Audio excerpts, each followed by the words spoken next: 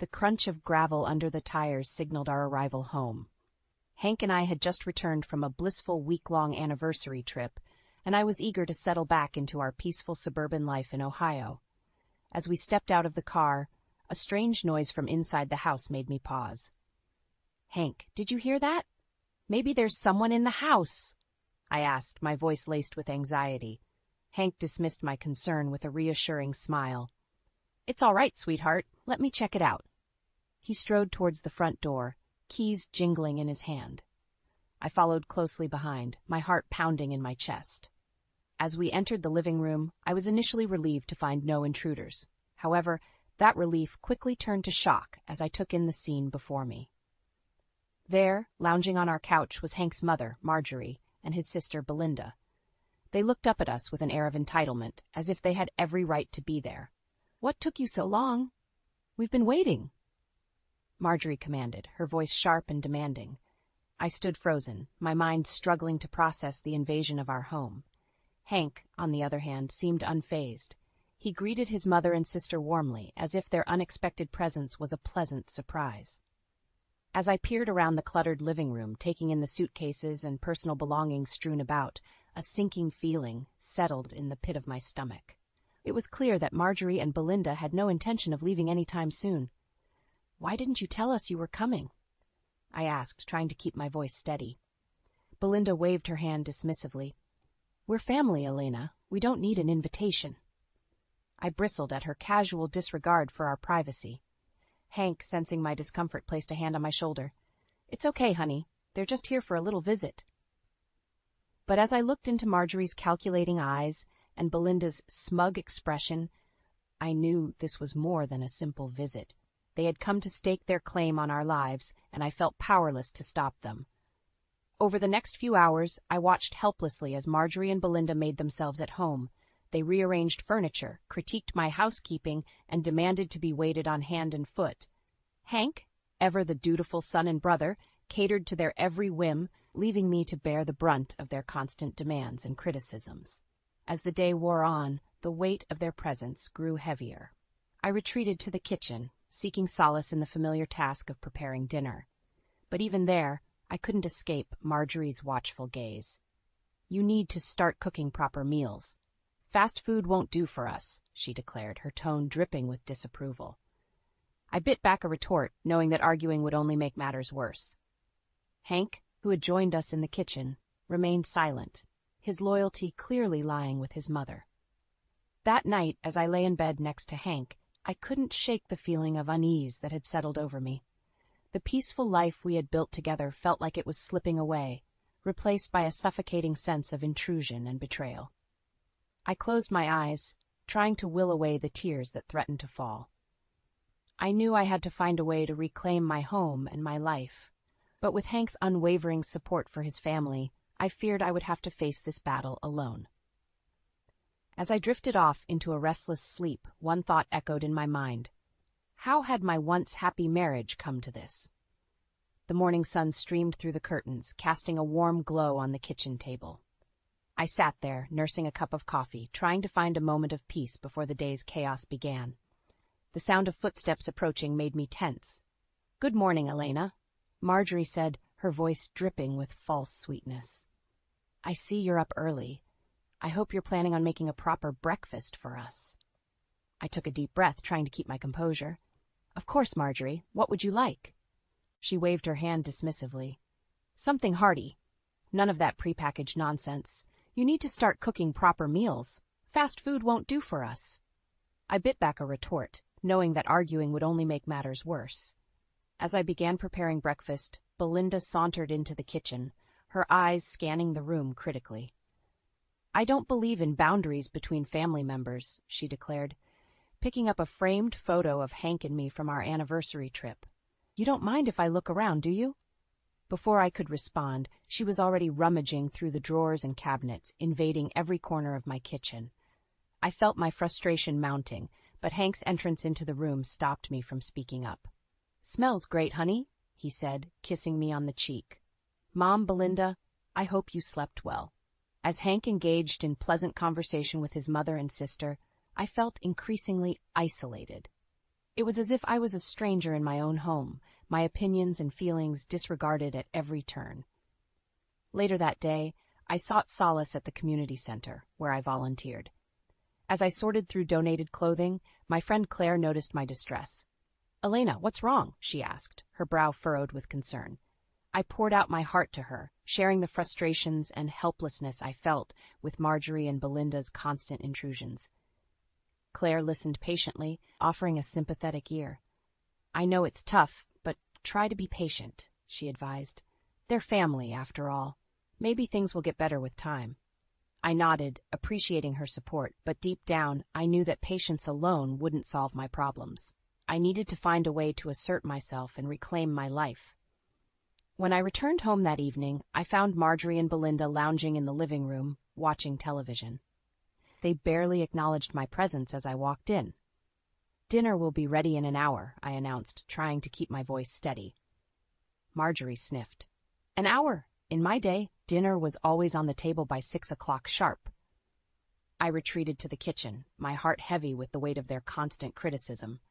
As I chopped vegetables and stirred pots, I couldn't help but wonder how much longer I could endure this suffocating atmosphere. Hank joined me in the kitchen, wrapping his arms around my waist. "Everything okay, sweetheart?" I leaned into his embrace, craving his support. "It's just a lot, having your mother and sister here all the time." He sighed. "I know it's an adjustment, but they're family. We have to make it work." I nodded, swallowing the lump in my throat. But as I watched Hank leave the kitchen to join his mother and sister, I couldn't shake the feeling that I was fighting a losing battle. That night, as I lay in bed, I stared at the ceiling, my mind racing with thoughts of how to reclaim my home and my life. I knew that something had to change, but with Hank's unwavering loyalty to his family, I feared that I would have to face this challenge alone. I closed my eyes, determined to find the strength within myself to stand up for what I deserved. No matter how difficult the path ahead might be, I knew I had to fight for my happiness and my peace of mind. Days turned into weeks, and Marjorie and Belinda's presence in our home became increasingly suffocating. I found myself constantly walking on eggshells, trying to anticipate their every need and whim to avoid their scathing criticism. One afternoon, as I was folding laundry in the bedroom, I heard a commotion coming from the living room. I rushed out to find Belinda standing over my favorite quilt, a large coffee stain spreading across the delicate fabric. "Oh, Elena, I'm so sorry," she said, her tone insincere. "I accidentally spilled my coffee. But it's just a quilt, right? You're overreacting. It's not a big deal." I felt my blood boil as I gently picked up the quilt, assessing the damage. This quilt had been a gift from my grandmother, a cherished family heirloom. Belinda's casual dismissal of its importance cut me to the core. As I carried the quilt to the kitchen sink, trying to salvage it, I noticed that the drawers and cabinets had been rummaged through. My personal belongings were strewn about, as if someone had been snooping.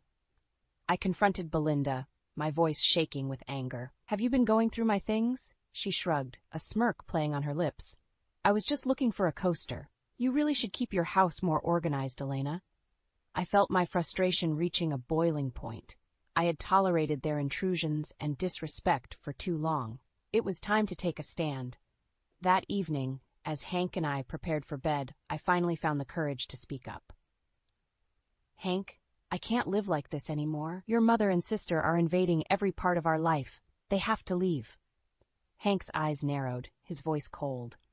"They're family, Elena. If you can't handle that, maybe you're the one who should go." His words hit me like a punch to the gut. I had always known that Hank prioritized his mother and sister's needs above mine, but to hear him say it so bluntly shattered my heart. I lay awake that night, tears streaming down my face as I realized the gravity of the situation. My own husband had chosen his toxic family over me, leaving me to face this battle alone. The next morning, I found Marjorie in the kitchen, criticizing my cooking skills as usual. "Really, Elena, I don't know how you manage to keep a husband with these subpar meals." Something inside me snapped. I slammed the spatula down on the counter, my voice trembling with rage. "Enough, Marjorie. I have had enough of your constant belittling and disrespect. This is my home, and I deserve to be treated with kindness and dignity." Marjorie's eyes widened in shock, unused to being challenged. How dare you speak to me like that? I am the matriarch of this family, and you will show me the respect I deserve. I stood my ground, my voice growing stronger. Respect is earned, Marjorie, and you have done nothing to earn mine. You have invaded my home, criticized my every move, and turned my husband against me. I won't stand for it any longer. Hank entered the kitchen, drawn by the commotion. What's going on here? I turned to him, my eyes blazing with determination. I'm done, Hank. I can't live like this anymore. If you can't stand up for me, for our marriage, then I have to do it myself. I walked out of the kitchen, leaving a stunned Hank and a fuming Marjorie behind. I knew that this was just the beginning of a long and difficult journey, but I also knew that I had to fight for my own happiness and peace of mind. As I packed a bag, tears streaming down my face, I felt a sense of both sorrow and liberation. I was leaving behind the life I had built with Hank, but I was also taking the first step towards reclaiming my identity and my self-worth.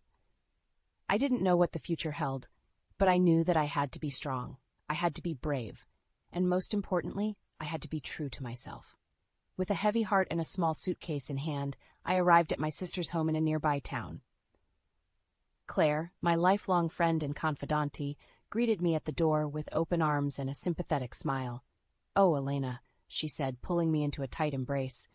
"I'm so sorry you're going through this. You deserve so much better." As we settled into her cozy living room, I poured out my heart to Claire, sharing the pain and betrayal I had endured at the hands of Hank and his family. She listened intently, her brow furrowed with concern. "You deserve respect, not this torment," Claire said, her voice firm with conviction. "You've given so much to your marriage, to Hank. It's time to focus on yourself and your own happiness." Her words struck a chord deep within me. I had spent so many years putting Hank's needs before my own, sacrificing my dreams and desires to be the perfect wife. But where had that gotten me? Alone, in my sister's guest room while my husband sided with his toxic mother and sister. As the days passed, I found myself reflecting on the early years of my marriage to Hank. We had been so in love, so full of hope and promise. I remembered the way he used to look at me, his eyes filled with adoration and respect. But somewhere along the way, things had changed. Hank's loyalty had shifted, his priorities rearranged. I realized now that I had been slowly losing myself, piece by piece, in an effort to maintain the illusion of a happy marriage. One evening, as Claire and I sat on the porch sipping tea, I confided in her about my fears for the future. "I don't know how to do this, Claire. I've been with Hank for so long. How do I start over?" She reached out and squeezed my hand, her eyes filled with understanding. "One day at a time, Elena. You're stronger than you know, and you have me and your sister and so many others who love and support you." Her words gave me the courage I needed to take the next steps. I began to plan for my new life, searching for an apartment and reaching out to old friends for support. But even as I took these steps towards independence, my heart ached for the life I had left behind. I found myself reminiscing about the happy moments with Hank, the laughter and love we had shared. Late one night, as I lay awake in bed, my phone buzzed with a text message. It was from Hank. "I miss you," it read. "Please come home." For a moment, I felt a flicker of hope. Maybe he had finally seen the error of his ways. Maybe he was ready to stand up for our marriage. But as quickly as the hope had come, it was extinguished by the memory of his cold words, his unwavering loyalty to his mother and sister. I knew that going back would only lead to more pain, more heartbreak. With a heavy sigh, I typed out a response. "I'm sorry, Hank, but I can't live like that anymore. I need to do what's best for me." Hitting send, I felt a mixture of sadness and relief wash over me. I knew that the road ahead would be difficult, that there would be moments of doubt and loneliness. But I also knew that I was taking the first steps towards reclaiming my life, my identity. I had spent so long living for others, putting their needs before my own. It was time to focus on my own happiness, my own dreams. As I drifted off to sleep that night, I felt a sense of peace settle over me. I knew that the journey ahead would be challenging, but I also knew that I had the strength and resilience to weather any storm. And with the support of my loved ones, I knew that I could build a new life for myself, one filled with joy, purpose, and the respect I deserved. Weeks turned into months, as I settled into my new life in a small apartment across town. The space was modest, but it was mine. A sanctuary free from the constant criticism and intrusion that had plagued me in my former home. I threw myself into decorating the apartment, choosing colors and furnishings that brought me joy. It was a small act of reclaiming my identity, of creating a space that reflected who I was and what I valued. But even as I found solace in my new surroundings, the ghosts of my past lingered. Memories of my life with Hank, both good and bad, seemed to lurk around every corner. One evening, as I was unpacking a box of old photographs, my phone rang. I glanced at the screen, my heart skipping a beat when I saw Hank's name. "Hello?" I answered tentatively. "Elena."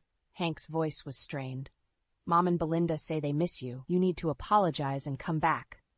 I felt a surge of anger at his words. After everything I had endured, he still couldn't see the pain his family had caused me. "I'm not coming back, Hank," I said firmly. "I deserve better than the way they treated me, the way you allowed them to treat me." There was a long pause on the other end of the line. "I don't know what you want me to say, Elena. They're my family." "And I was your wife," I countered, my voice cracking with emotion, "but that didn't seem to matter when they were making my life a living hell." Hank sighed heavily. "I'm sorry, Elena. I really am, but I can't change who they are." I closed my eyes, realizing that this was the closure I needed. Hank would never stand up for me, never prioritize our marriage over his toxic family dynamics. "Goodbye, Hank," I said softly, ending the call before he could respond. In the days that followed, I threw myself into my new life with renewed determination. I volunteered at the community center, finding fulfillment in helping others navigate their own challenges. But just as I was beginning to find my footing, I received a devastating blow. A thick envelope arrived in the mail, bearing the return address of Hank's lawyer. With trembling hands, I opened it to find divorce papers, cold and impersonal in their legal jargon. I knew our separation had been leading to this moment, but seeing it in black and white still took my breath away.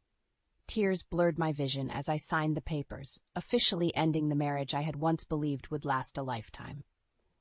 As I struggled to come to terms with this new reality, I received another shock. Claire called me one evening, her voice tight with concern. "Elena, I hate to be the one to tell you this," she began hesitantly, "but I saw Hank out with another woman today. They looked close." I felt as though I had been punched in the gut. The ink was barely dry on our divorce papers, and Hank had already moved on. In the days that followed, I learned more about Hank's new girlfriend, Clara. She was younger than me, in her early 50s, with a successful career and a confident air about her. I couldn't help but compare myself to her, feeling the sting of inadequacy. Had I been so easily replaced? Was our decades-long marriage so meaningless to Hank? But even as I grappled with the pain of Hank's betrayal, I refused to let it break me. I had come too far, fought too hard for my independence to let this setback derail me. With a renewed sense of determination, I focused on my own healing and growth. I knew that the road ahead would be challenging, but I also knew that I had the strength to weather any storm. I was no longer the woman who had allowed herself to be diminished and disrespected. I was Elena, a survivor, a fighter, and a woman who knew her own worth, and I would never let anyone take that away from me again. The annual neighborhood block party was in full swing, the air filled with the aroma of barbecue and the laughter of children playing. I had debated whether to attend, knowing that Hank and his family would likely be there, but Claire had convinced me that I couldn't hide away forever. As I navigated the crowded street, I spotted Marjorie and Belinda huddled together, their eyes narrowing as they caught sight of me. I took a deep breath, steeling myself for the inevitable confrontation. Well, look who decided to show up," Marjorie sneered as I approached. "I'm surprised you had the nerve to come, after the way you abandoned your family." I felt my cheeks flush with anger, but I refused to let her see how much her words stung. "I didn't abandon anyone, Marjorie. I left a toxic situation that was destroying me," Belinda scoffed. "You're just selfish, Elena. You couldn't handle a little bit of family drama, so you ran away like a coward." I opened my mouth to respond, but before I could, a familiar figure appeared at Marjorie's side. It was Clara, Hank's new girlfriend, her arm linked possessively through his. It's no wonder Hank found someone new, Marjorie said, her voice dripping with disdain. You're a quitter, Elena. You didn't have the strength to make your marriage work. I felt as though I had been slapped. The sight of Clara standing there, a smug smile on her face, was like salt in an open wound. But as I stood there, facing the people who had caused me so much pain, something inside me snapped. I was done being a victim, done letting them control the narrative of my life. I squared my shoulders, looking Marjorie directly in the eye. You want to talk about family values, Marjorie? About loyalty and commitment? Then let's talk about what you did to your own sister. Marjorie's face paled, her eyes widening in shock. I don't know what you're talking about, she sputtered. But I could see the fear in her eyes, the realization that her carefully crafted facade was about to crumble. You preached about the importance of family, but you betrayed your own flesh and blood, I said, my voice growing stronger with each word. You stole your sister's inheritance, leaving her penniless and alone. And then you had the audacity to cut her out of your life when she needed you most.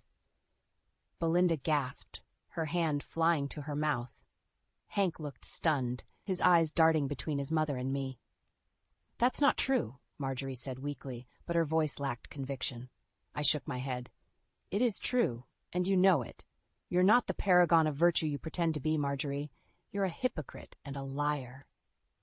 I could feel the eyes of the other partygoers on us, the whispers and murmurs growing louder with each revelation. But I didn't care. For the first time in years, I felt truly empowered. Clara stepped forward. Her face twisted with anger. How dare you speak to Marjorie that way? She hissed. You have no right. No, Clara, I interrupted, my voice calm but firm. You don't get to lecture me about rights. You inserted yourself into my family, into my marriage, without a second thought for the damage you were causing. I turned back to Marjorie, my gaze unwavering. I'm done letting you control me, Marjorie. I'm done letting you poison my life with your lies and your manipulation. From now on, I'm taking back my power, and there's nothing you can do to stop me. With that, I turned on my heel and walked away, my head held high. I could hear Marjorie sputtering behind me, Belinda's shrill voice rising in indignation. But I didn't look back. For the first time in a long time, I felt truly free. I had spoken my truth, exposed the ugliness that had been lurking beneath the surface for so long. And in doing so, I had taken the first step towards reclaiming my life and my happiness. There would be more battles to come, more obstacles to overcome, but I knew now that I had the strength to face them head-on. I was no longer the meek, submissive wife who had let others dictate her fate. I was Elena, a woman who knew her own worth and refused to settle for anything less than she deserved. In the weeks following the confrontation at the block party, I threw myself into my new life with a renewed sense of purpose. I volunteered more at the community center, taking on additional responsibilities and spearheading new projects. It was there that I found a sense of belonging and fulfillment that had been missing from my life for so long. The other volunteers, many of them women my age who had faced their own challenges and triumphs, became a source of strength and support.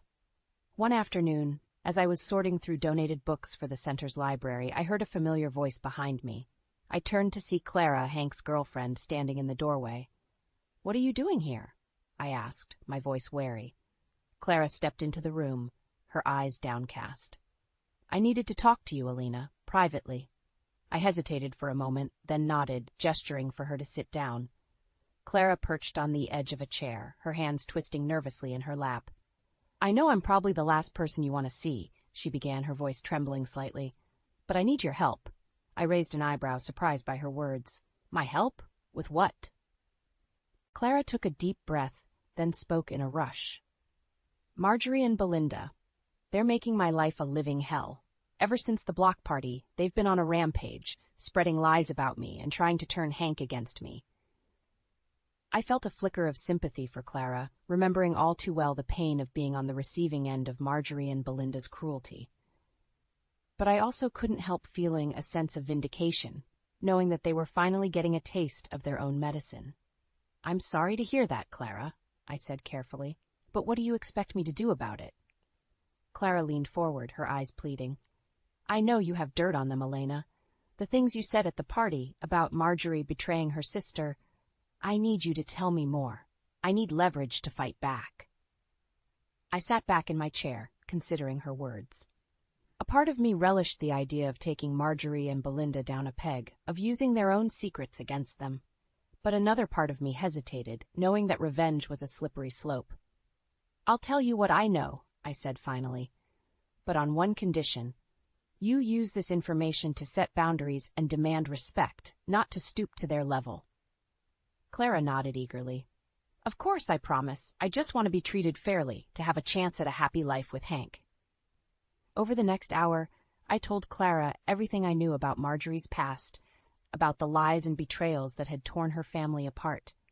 I could see the shock and anger on Clara's face as she listened, her hands clenching into fists. When I finished, Clara sat back in her chair, her eyes blazing with determination. "Thank you, Elena," she said softly. "I know this couldn't have been easy for you, dredging up the past like this, but I promise I won't let this information go to waste." I nodded, feeling a sense of relief wash over me. It felt good to finally unburden myself of the secrets I had been carrying for so long, to know that they could be used for good. In the days that followed, I heard whispers of the changes taking place in Hank's family. Clara had confronted Marjorie and Belinda, armed with the truth about their past. She had demanded respect and set clear boundaries, refusing to be bullied or manipulated any longer. And to my surprise, it seemed to be working. Marjorie and Belinda's hold on the family was weakening, their power diminishing with each passing day. I knew that there would still be challenges ahead, that the scars of the past could never be fully erased. But for the first time in a long time, I felt a sense of hope and possibility. I had taken back control of my life, and in doing so, I had given others the courage to do the same. And that, I realized, was the greatest revenge of all. As the months passed, I found myself thriving in my new life. The community center had become a second home to me, a place where I could make a real difference in the lives of others.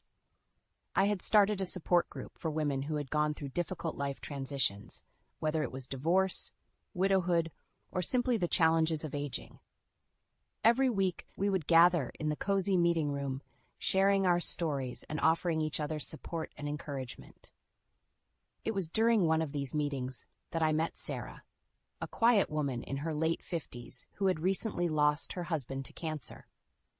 She had been struggling to find purpose and meaning in her life, feeling lost and alone in the world. As I listened to her story, I felt a deep sense of connection and empathy.